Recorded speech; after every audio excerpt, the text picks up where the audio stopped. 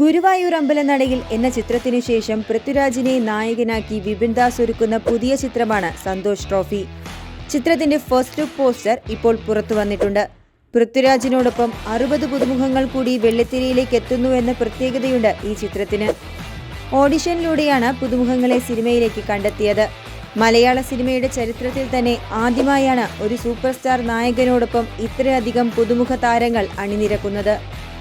സന്തോഷ് ട്രോഫിയുടെ കഥയും തിരക്കഥയും സംഭാഷണവും സംവിധായകൻ വിപിൻ ദാസിന്റേത് തന്നെയാണ്. മാജിക് ഫ്രെയിംസിന്റെ ബാനറിൽ ലിസ്റ്റിൻ സ്റ്റീഫനും പൃഥ്വിരാജ് പ്രൊഡക്ഷൻസിന്റെ ബാനറിൽ സുപ്രിയ മേനോനും ചേർന്നാണ് ചിത്രം നിർമ്മിക്കുന്നത്. നീണ്ട ഇടവേളയ്ക്ക് ശേഷമാണ് മാജിക് ഫ്രെയിംസും പൃഥ്വിരാജ് പ്രൊഡക്ഷൻസും ഒന്നിക്കുന്നത്. 2022 പുറത്തിറങ്ങിയ ഗോൾഡാണ് ഈ കൂട്ടുകെട്ടിൽ വന്ന അവസാന മലയാള ചിത്രം. ഡ്രൈവിംഗ് ലൈസൻസ്, ജനഗണമന, കടുവ എന്നീ ചിത്രങ്ങളും ഈ കൂട്ടുകെട്ടിന്റേതായി പുറത്തിറങ്ങിയ ഹിറ്റുകളാണ്.